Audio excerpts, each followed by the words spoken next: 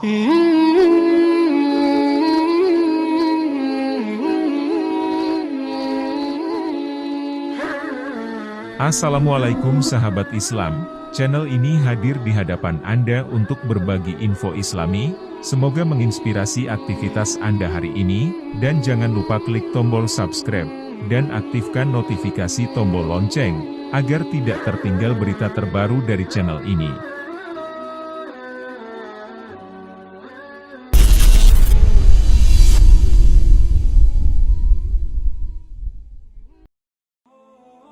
Hari demi hari, tahun demi tahun, jumlah populasi Muslim di negeri ginseng terus bertambah. Data Mutakhir menyebutkan, jumlah populasi Muslim di Korea Selatan mencapai 145.000 sampai 160.000 orang. Dari jumlah tersebut, diperkirakan 50.000 diantaranya adalah penduduk asli Korea. Sedangkan, sisanya merupakan pendatang dari Indonesia, Malaysia, Pakistan, dan negara-negara Timur Tengah. Umat Islam di Korea Selatan termasuk golongan minoritas. Jumlah mereka kurang dari 1% dari seluruh populasi negara tersebut. Meskipun demikian, pemerintah Korea Selatan terbuka terhadap perkembangan Islam. Jumlah orang Islam di Korea Selatan tersebut mungkin terbilang kecil, hanya sekitar 0,4%. Jika dibandingkan dengan jumlah penduduk Korea Selatan yang mencapai 47 juta berdasarkan sensus 2005. Namun, untuk rentang dakwah yang baru dimulai pada 50-an, jumlah ini sungguh fantastis. Mayoritas penduduk Korea Selatan menganut agama Buddha. Populasinya mencapai 40% dari total penduduk. Kristen Protestan menempati urutan kedua, sekitar 30%. Agama ini disebarkan oleh para penginjil asal Amerika Serikat. Kemudian disusul agama Katolik di posisi ketiga, sekitar 20%. Di luar itu, ada kelompok-kelompok kecil dari penganut Konghucu, aliran Won, Jeongsan, Daegong, dan lain-lain yang tidak mencapai 1%. Sementara itu, data lain dari Korea Muslim Federation menyebutkan, jumlah Muslim di Korea Selatan sekarang ini mencapai 120.000, 130.000, terdiri dari Muslim Korea asli dan para warga negara asing. Jumlah orang Korea asli yang menganut agama Islam sekitar 45.000 orang, selebihnya didominasi pekerja migran asal Pakistan dan Bangladesh. Pasca Perang Dunia Kedua, Korea mengalami perang saudara yang memakan korban sekitar 5 juta warga sipil. Perang Korea di awal 1950-an ini merupakan perseteruan kekuasaan dua kubu, Korea bagian utara dengan Korea bagian selatan. Korea Utara yang waktu itu didukung oleh Cina dan Uni Soviet berhadapan dengan Korea Selatan. Di sisi sebaliknya, pihak Korea Selatan mendapat bantuan dari Amerika Serikat, Turki, dan beberapa negara sekutu lainnya. Menurut Ali Ansan Geun, 2011, selama Perang Korea, Turki mengirim tentara terbanyak setelah Amerika di bawah arahan PBB. Orang-orang Turki yang beragama Islam juga banyak membantu mengurus sekolah-sekolah di Korea Selatan bagi anak yatim akibat perang. Dari situ, mereka mengajarkan Islam kepada masyarakat Korea. Pada 1955, mereka membentuk Persatuan Orang Islam Korea. Selanjutnya, perkembangan komunitas Muslim di Korea Selatan banyak mendapat sokongan dari negara lain dan berjalan cukup pesat. Populasi mereka terus bertumbuh, terlebih pada 1962 kerajaan Malaysia menawarkan bantuan finansial untuk pembinaan sebuah masjid di Seoul. Sayangnya, karena inflasi fiskal, pembiayaan itu terhenti.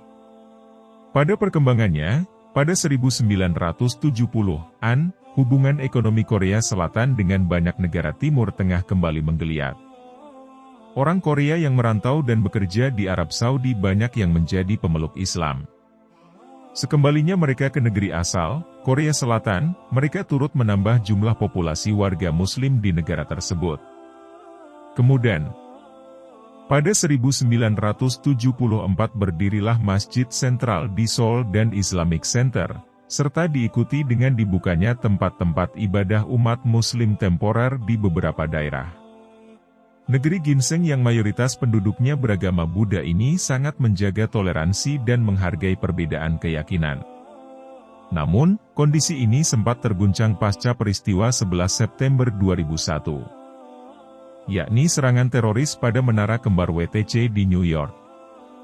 Tragedi itu turut menyebarkan Islamofobia hingga ke Korea Selatan. Secara sosial, peristiwa September 11 dan kedatangan imigran asal negara-negara Muslim membuat media-media di Korea Selatan sempat melabeli Islam sebagai agama ekstremis dan radikal.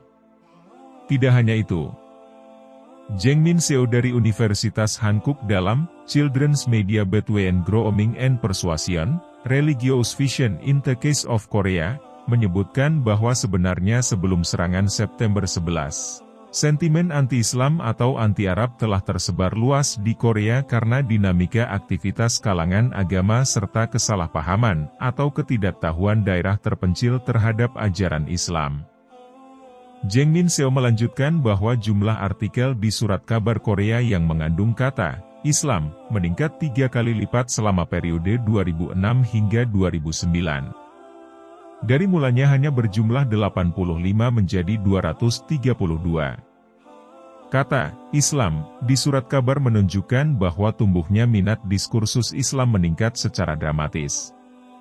Artinya, isu Islam semakin banyak diminati, dicemaskan, atau kalau bukan, malah ditakuti oleh pemeluk agama lain.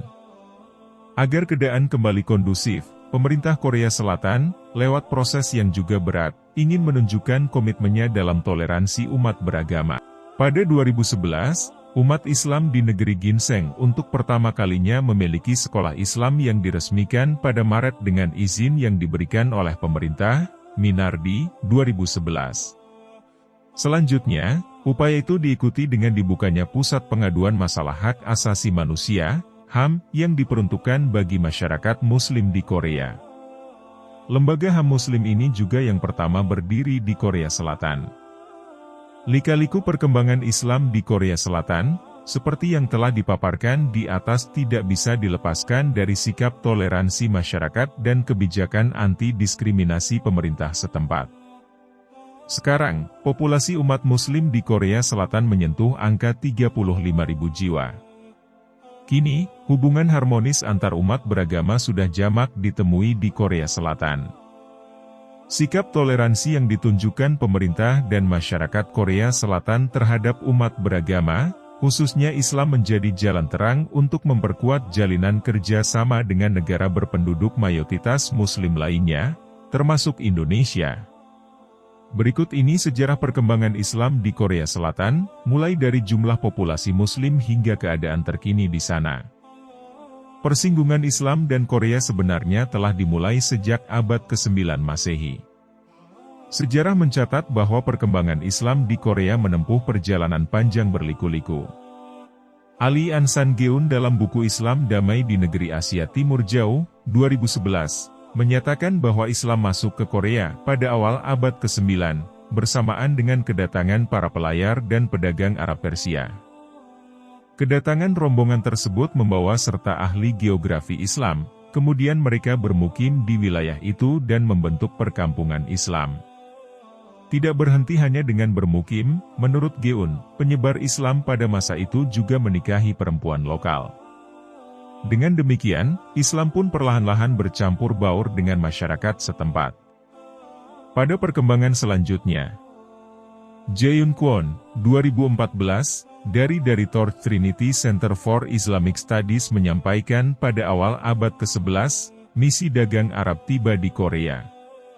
Para pedagang yang bermukim di Korea itu membangun sebuah masjid di kota Kaesong, ibu kota dinasti Goryeo yang berkuasa di Korea Utara saat itu. Setelah penaklukan Mongol atas Korea pada 1270, serta Korea diintegrasikan ke dalam kerajaan Mongol yang multiagama, arus masuk orang-orang Muslim kembali terjadi secara signifikan. Kehadiran orang-orang Islam di masa dinasti Goryeo diterima dengan baik karena disebut-sebut membawa produk peradaban, yaitu teknologi yang mempermudah kehidupan halayak setempat. Produk peradaban itu berupa teknologi astronomi, almanak, pengobatan, dan persenjataan yang juga dimanfaatkan oleh Kekaisaran Mongol. Runtuhnya dinasti Goryeo segera digantikan oleh dinasti Joseon yang memegang kekuasaan selama 5 abad lamanya. Kemudian, di bawah dinasti Joseon, pemerintah Korea melakukan penyeragaman identitas dan larangan menunjukkan identitas lain, selain identitas kecinaan pada waktu itu. Menurut Irsyadi, kondisi demikian menyebabkan semenanjung Korea menjadi pemerintahan yang tertutup. Relasinya dengan komunitas-komunitas Muslim kian terbatas. Selanjutnya, baru pada awal abad ke-20, Islam mengalami kebangkitan kedua di Korea. Nah, sampai di sini perjumpaan kita kali ini. Terima kasih telah menonton, semoga Anda menginspirasi. Sampai jumpa di video selanjutnya.